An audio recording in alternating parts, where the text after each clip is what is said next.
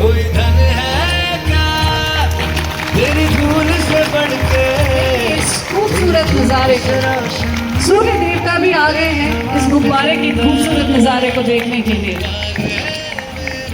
अवसर पर उपस्थित विश्वविद्यालय के सभी सम्मानित शिक्षकगण, प्रशासनिक अधिकारीगण, कर्मचारी साथियों, प्रिय विद्यार्थियों तथा यहाँ उपस्थित विभिन्न समाचार माध्यमों एवं इलेक्ट्रॉनिक मीडिया के प्रतिनिधिगण, गणतंत्र दिवस के पावन अवसर पर आप सभी को हार्दिक बधाई एवं शुभकामनाएं देती हूँ।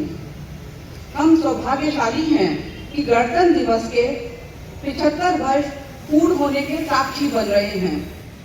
उपनिषद में लिखा है, माता भूमि पुत्रो हम पृथिव्यः। माता और पुत्र का यह भाव ही इस धरा के प्रति हमें श्रद्धा भाव से भरता है। यह भाव ही है जो राष्ट्र के लिए हमें अपना सर्वस्व देने के लिए प्रेरित करता है। सारे जहां से अच्छा ने इस भारत भूमि, यहाँ के लोगों, यहाँ की नदियों, पर्वत आदि सभी के प्रति हमारे मन में अनुराग पैदा किया है। इसी अनुराग ने तिरंगे के प्रति गर्व का भाव भरा, जो हमारी आकांक्षाओं, हमारी क्षमताओं और शक्ति के प्रतीक के रूप में आज भी लहरा रहा है। आज पूरा देश गणतंत्र दिवस की 75वीं वर्षगांठ मना रहा है।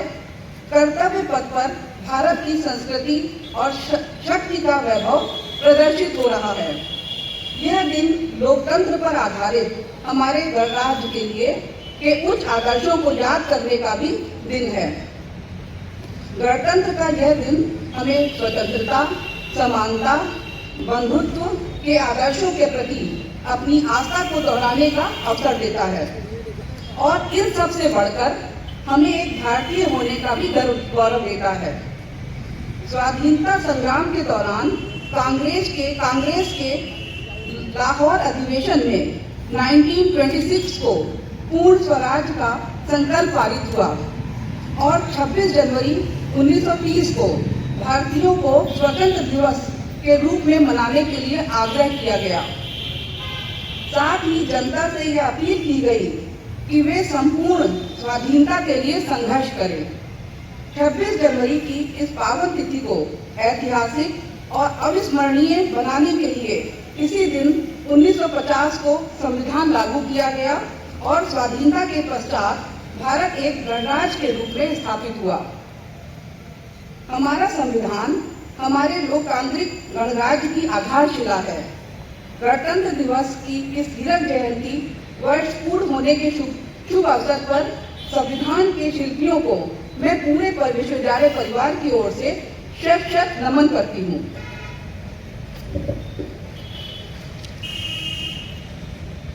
सदियों की गुलामी के बाद जब हमारा देश स्वतंत्र हुआ तो कई क्षुब्ध हृदयों ने यह भविष्यवाणी की कि हम जल्द ही बिखर जाएंगे, किंतु सशक्त संविधान ने इन सभी आकांक्षाओं, इन सभी आशंकाओं को निर्मूल सिद्ध किया और हम आज एक सशक्त संगठित राष्ट्र के रूप में फल फूल रहे हैं। संविधान लागू होने के 75 वर्ष पूर्ण हो रहे हैं। 75 वर्षों के इस गणतांत्रिक यात्रा में हमने भारत को एक संपूर्ण, प्रभुत्व संपन्न, समाजवादी, पंथ निरपेक्ष, लोकतंत्रात्मक गणराज्य बनाने के साथ ही न्याय, स्वतंत्रता, समता और बंधुता को अक्षुण्य बनाए रखने का निरंतर प्रयत्न किया। अपनी इसी संवैधानिक शक्ति के कारण हमारा देश निरंतर प्रगति पथ पर अग्रसर है। विश्व पटल पर हमारी आवाज आज गंभीरता से सुनी जा रही है। विश्व में जहां कई देशों में संघर्ष चल रहा है, वहीं शांति के लिए सभी हमारी तरफ आशा भरी दृष्टि से देख रहे हैं। हमने अपनी इस यात्रा में हर क्षेत्र में विकास किया है। एक तरफ जहां हम आधारभूत संरचना के क्षेत्र में निरंतर प्रगति कर रहे हैं, वहीं दूसरी ओर अंतरिक्ष में भी अपनी मजबूत उपस्थिति दर्ज कर रहे हैं। हमारे तकनीकी विशेषज्ञों ने अपनी मेधा का लोहा बनवाया है। यह नया भारत है, आत्मविश्वास से भरा हुआ भारत है जिसका प्रत्येक नागरिक इसे नई ऊंचाइयां प्रदान करने के लिए हर संभव प्रयास कर रहा है। यह हमारे लोकतांत्रिक गणतंत्र की शक्ति का ही प्रमाण है। गणतंत्र अपने में स्वयं सामूहिकता की भावना को स्पष्ट करता है। गणतंत्र को शक्ति संपन्न बनाए रखने के लिए यह आवश्यक है कि देश का प्रत्येक नागरिक, प्रत्येक संस्था अपना सर्वोत्कृष्ट योगदान दे। हमारी यह संस्था भी अपनी स्थापना का 75वां वर्ष मना रही है। यह हमारे लिए चुनौती है कि हम अपनी सक्रियता से इस संस्था को देश की सर्वोच्च संस्थाओं में खड़ा करें। हमें नैक द्वारा A++ श्रेणी प्राप्त होने के बाद हमारे लिए चुनौती और बढ़ जाती है। मुझे ये बताते हुए हर्ष हो रहा है कि पिछले एक साल में रैंकिंग के मामले में विश्वविद्यालय ने असाधारण प्रदर्शन किया है। हमने नेचर इंडेक्स रैंकिंग 2024 में भारत में 84 रैंक, यूपी में पहला स्थान प्राप्त किया। यूएस वर्ल्ड रैंकिंग दक्षिण एशिया 2025 में 240th rank, Chicago institutional ranking में 2024 में 228 रैंक, यूनी रैंक सूची में 2024 में भारत ने 104 रैंक हासिल की है। विश्वविद्यालय ने एडू रैंक और वेबोमेट्रिक रैंकिंग के 2024 संस्करण में भी अच्छा प्रदर्शन किया हुआ है। विश्वविद्यालय IIRF रैंकिंग 2025 द्वारा उत्तर प्रदेश में बिजनेस एडमिनिस्ट्रेशन, कंप्यूटर एप्लीकेशन और मास कम्युनिकेशन और जर्नलिस्ट श्रेणी में स्थान पाने वाला एकमात्र राज्य विश्वविद्यालय बन गया है। स्पष्टता, यह सफलता यहाँ के योग्य शिक्षकों, परिश्रमी कर्मचारियों और प्रतिभाशाली विद्यार्थियों के योगदान का प्रतिफल है और इस प्रगति पथ पर हम सभी अग्रसर हैं। विश्वविद्यालय के बुनियादी ढांचों को बेहतर बनाने के लिए शासन के सहयोग से कई परियोजनाओं की नींव पड़ी है। हमें PM ऊषा से 100 करोड़ की राशि स्वीकृत हो चुकी है। इसके अतिरिक्त 1.2 करोड़ रुपए की लागत से नया परीक्षा मूल्यांकन केंद्र प्राचीन इतिहास विभाग के पीछे बनना शुरू हो चुका है। इस भवन के निर्माण से परीक्षा और मूल्यांकन कार्य में बहुत आसानी हो जाएगी। इसके साथ ही छात्रावासों का नवीनीकरण कार्य भी प्रगति पर है। संत कबीर छात्रावास अपने नए स्वरूप में लगभग बनकर तैयार है। अन्य छात्रावासों का सौंदर्यीकरण भी जल्द ही प्रारंभ होने वाला है। Faculty of engineering and faculty of law दोनों के नवीन भवन का निर्माण जल्द ही शुरू होने जा रहा है। किसी भी विश्वविद्यालय का अतिथि गृह उसका ब्रांड एम्बेसडर होता है। बाहर से आने वाले अतिथि गृह में ठहरकर उसकी सुविधाओं का लाभ उठाकर उस विश्वविद्यालय के संबंध में अपनी एक धारणा बनाते हैं और उसका प्रचार प्रसार करते हैं। हमने भी अपने अतिथि गृह को एक नया स्वरूप प्रदान किया है, जिससे हमारे सम्मानित अतिथि उसका लाभ उठा सके।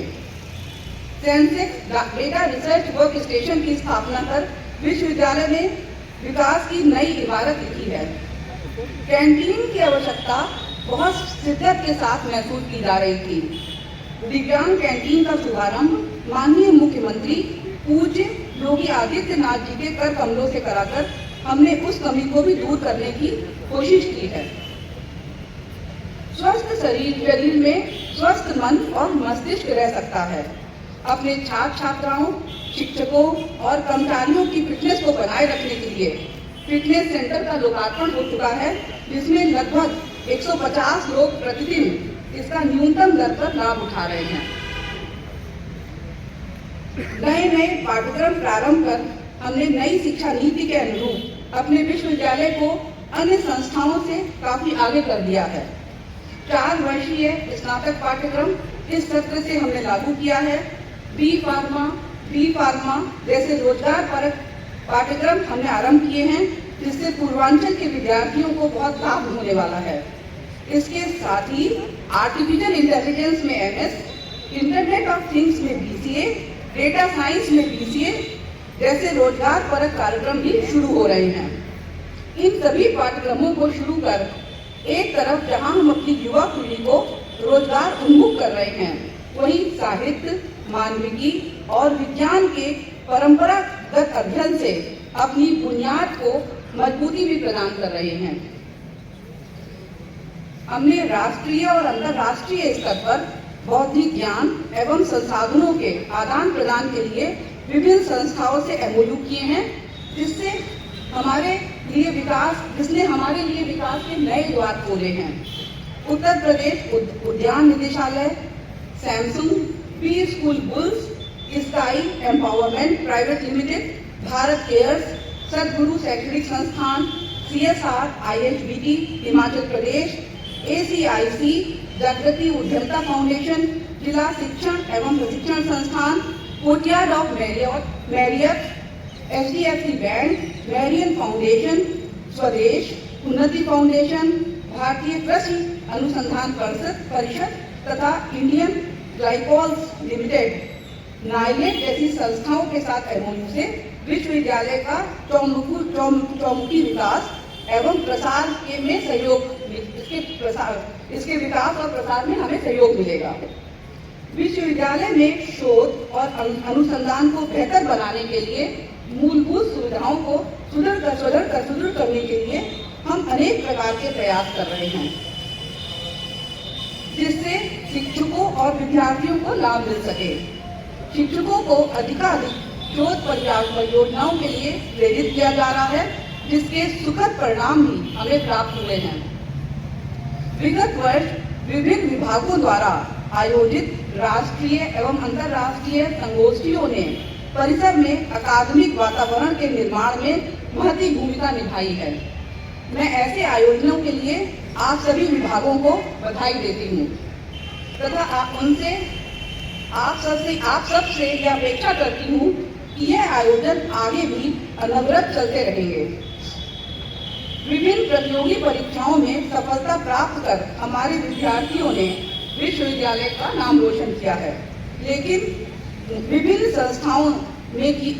संस्थाओं में गए हमारे ये विद्यार्थी हमारी पूंजी हैं। मैं उनकी हर सफलता के लिए अपने सभी शिक्षकों को बधाई देती हूँ।